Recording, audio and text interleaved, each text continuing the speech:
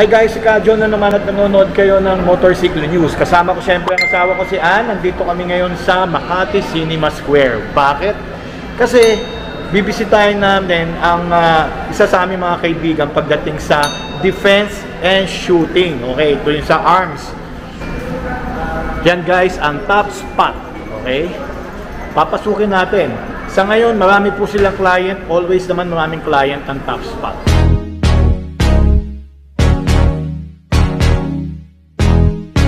Makita nyo ang mga kine-carry nila mga arms, no? Meron po tayong system defense, meron po tayo siyempre saloon arms, meron din tayo. Tanong na natin mamaya kung ano-ano po ang mga ino-offer nila rito. Alamin din natin kung paano makakuha ng lisensya, everything about defense and of course sporting. Okay, note lang guys.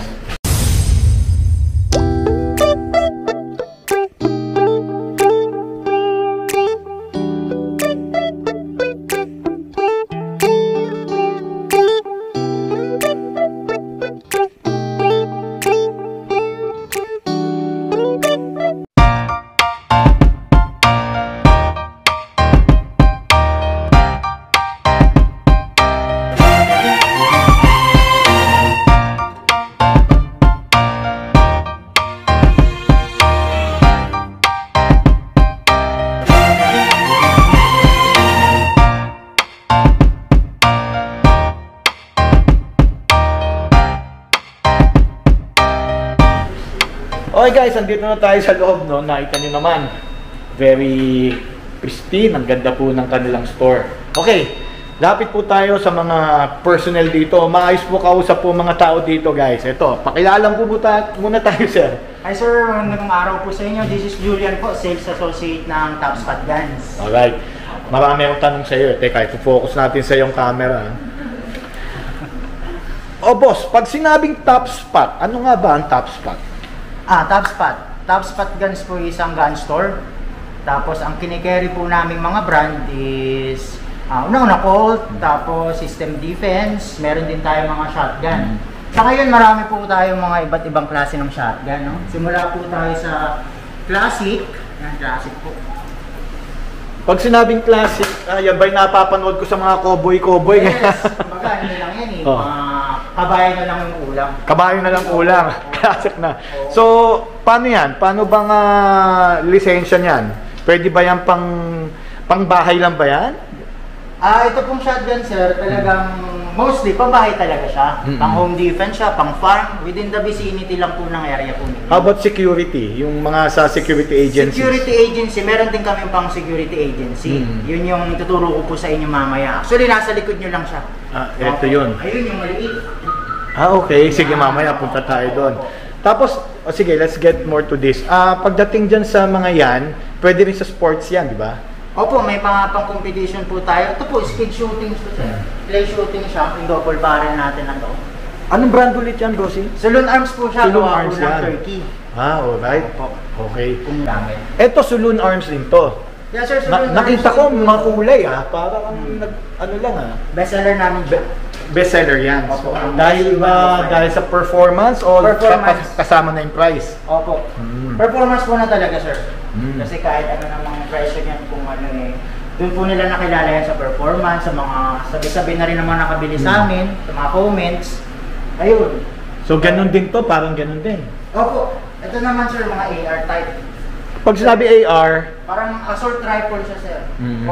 Para siyang high-powered na itsura, pero shotgun yung type niya, kategory niya. Pagka ganyan ba is pwedeng i-own niya, ay ano yan, tawag dito, meron bang special license dyan? Ito pong mga shotgun sir, is considered lang naman siya parang pistol eh. Kumbaga sa parang pistol din yan, ganyan, pagdating sa lisensya? Opo, kasi type 1 ELTA, pwede ka na dito, tapos isang slot lang yung makukuha rin sa'yo. Parang pistol lang din po, kasi hindi naman siya tinuturing na high power talaga. So pagdating sa mga bumibili sa inyo ng mga arms, no? Ano to, for sporting bang kadalasan or sa defense talaga? Defense talaga sila, sir. So, pagka ganyan, di ba, for house lang yan, pag sa loob lang ng bahay, so hindi pwede mag-permit to carry dyan. Permit to transport. Transport pwede. Kung So, gusto nyo po nilang bahay, mula sa bahay hanggang range, permit to transport po siyang kukuhain. So magkaiba yun. Ang tanong pala bro, pagdating sa permit to transport, halimbawa nasa biyahe ka, tapos may nangyari na hindi mo gusto, pwede mo bang gamitin yan? Pwede naman. Bigla may nang hold up, bigla may pwede mong gamitin. Opo. Kasi meron ka namang dokumento, yun nga po yung permit to transport eh. So yun na yung... Saka meron ka namang legal naman siya, yung baril mo. Opo. When it comes to the pricing, nakikita naman natin dito, di ba? Kumbaga kaya palang kunin to ng kahit civilian po. Kahit civilian, no? Tsaka hindi siya ganun kabigat pala pag bibilin. Meron ba kayong ano ba, nabenta nyo na? Ano pang pwedeng i-offer ni Top Spot sa mga customers nyo? Ang offer talaga namin, sir, na binabalik-balikan, siguro yung after sales namin. Yes. Una-una, meron po kasi kaming sariling gunsmith. So kapag na-release na yung unit niya, ito-check po ng gunsmith namin yan, tuturuan namin sila na disassemble, paano maglinis, paano mag-maintain.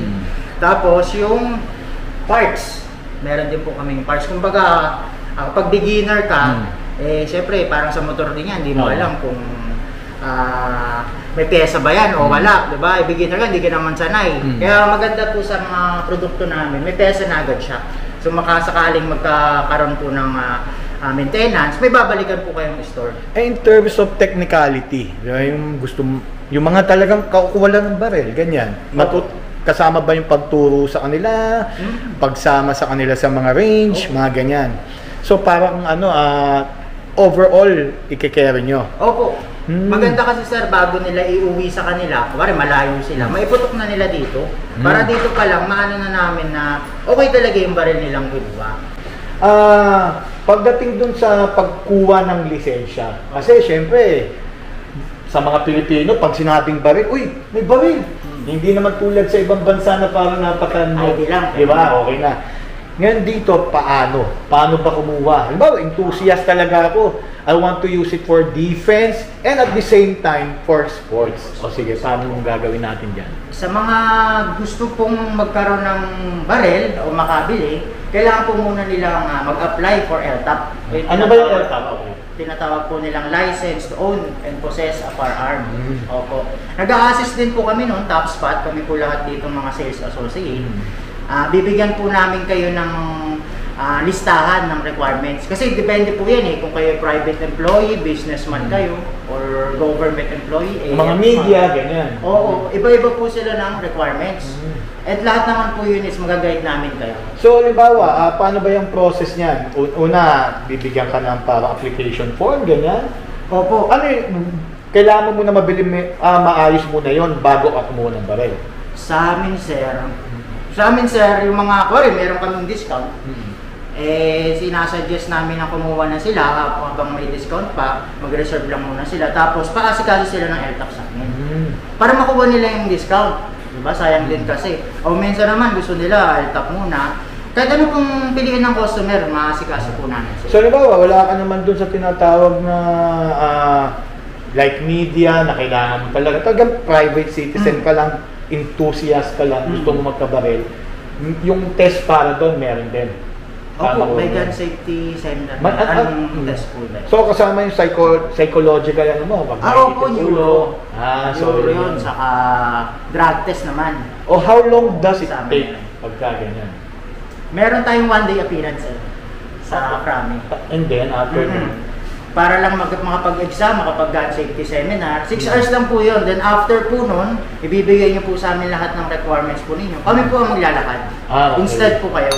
Tapos iba pa yung tinatawag na permit to carry. Iba pa po yun. Paano naman yung permit to carry niya? Ang permit to carry naman po, sir, meron na kayong LTAP, meron na kayong baril, nabigyan na kayo ng firearms registration.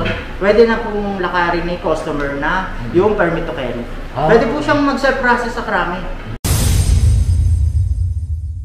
Tips for first-time buyer po ng mga baril. Ang pinaka-masasabi ko pong tip dyan at pinakamalaga para sa akin is yung hanapin mo na nila yung firearm na may pyesa. May pyesa. Ibig sabihin may pyesa, may available pong pyesa dito sa Pilipinas. So kahit po saan kayo pumunta ng gun store, may mabibigyan po kayong pyesa, accessories, Hindi siya ganun kahirap hanapin o pre-order mo pa. Bakit? Alam mo kung bakit? Eh kasi po parang motor din po yan eh. Kumbaga kung isang motor gano'n siya kaganda, wala naman po kayong makitang pesa after. Eh, may hirapan po kayo kasi bilang first time, hindi pa po natin alam yung... Di pa po tayo sanay sa baril. Kung may hirapan po tayo sa paghahanap ng gano'n, eh baka manawa tayo agad. Kaya yun po ang nire-recommenda ko po muna. Yun, samang-tama yung aming mga pistol dito, mga firearms namin, may available na agad siyang pyesa po na mabibili dito. Kumbaga after sales, maganda na siya agad. Hindi siya sakit sa ulong maghanap pa. Ayun lang naman po ang pinakamahalagang tips para sa akin. Para sa mga first time buyer po ng mga dahil sa pagpili naman po ng isang barel na nagmamatch po sa inyong preference, sa budget nyo, sa hilig nyo, eh unang-una nasa buyer po yan. Pero pagpalagay na lang natin sa mga first timer pa. Doon sa mga first timer din po, inaalok ko din po sila sa mga sizes muna sila. Tulad po ng mga compact na size. Meron po kasing size na tatlo eh. Isang subcompact, yung pinakamaliit po, compact, yung gitna, tapos full size po. Tinutuon ko po sila sa compact muna kasi para balance po. Kasi bilang isang first time gun owner, kung full size ka agad, malaki siya eh. Mabigat din siya, baka mailang pa po kung araw-araw mo siyang dadali, lalo na kung permit to kaya mo siya. Kaya mas maganda po si compact. At compare naman po kay subcompact, maliit siya. Pag maliit po ang isang barrel, syempre expect din po natin yung recoil. Baka naman matakot sila sa sobrang lakas pala ng recoil nito, maliit. Kaya pinaka-fit po sa kanila muna, magsanay muna sila sa mga compact size na pistol. Mga 4-inch yung barrel po, mga ganon. Ayun. Kasi balance yun, hindi siya ganun kalakas po yung recoil. Pero may enjoy mo po siya sa labas. Ayun po, iniimbitahan ko po kayong lahat na bumisita po dito sa aming store. So, isa po naming store sa Makati Cinema Square sa basement level po. Meron po kaming may dalawa pa kaming store sa Camp Aguinaldo po at sa Quezon City, Krami E Building. Sa 3rd floor naman po yun. Ayun. Ma-assist po namin kayo doon kahit ano pong concern po ninyo regarding sa baril is maaasikaso po namin kayo. Maraming salamat po. Okay, Ma'am Joanna and Ann, ano po ba magkakaroon ngayon? Alam ko this November, no? By this coming November, sir, November 24 to 28 at SM Mega Mall po, meron po kaming gun show. So, ano pangalan ng gun show na yan? AFAD. So, sa AFAD. Ito yung nangyari parang noong October lang ba yun, no? July yung AFAD, no? Andun din kayo, di ba? So, syempre, magkakaroon kayo ng booth doon. Tsaka sige, shoutout naman tayo, guys, na papunta natin lahat ng mga friends natin dito, mga viewers. Hello po, shoutout po sa inyong lahat na nanonood ng Motorsiklo News. Sana makadalaw kayo sa booth namin sa November 24 po sa gun show po sa SM Mega Mall. Yun. At pag nandito kayo kumuha sa top spot ng mga arms nyo, is tuturuan kayo ng proper way, no? Of using guns. And of course, madadala nyo ito kung you need it, no? And one more thing, yung tutulungan kayo makakuha ng license. O yun, guys. Again, calling everyone sa November 24 to 28. Ang haba po nun. Sa Mega Trade po yan. Doon po sa Mega Mall. Guys, bisitahin nyo lang. You'll find the friendliest people in this industry. Okay? Again, thanks for watching Motorsiklo News.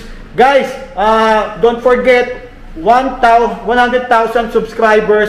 Yan ang ating pupuntahan. At pag nakuha natin yan, may helmet po kayo na HJC, alright? And malay nyo, makakuha pa tayo ng mga freebies dito po sa Top Spot. Okay guys, again, I'm Kadyo. Thanks for watching Motorsiklo News. See you again next time, mother fathers. Rock and roll!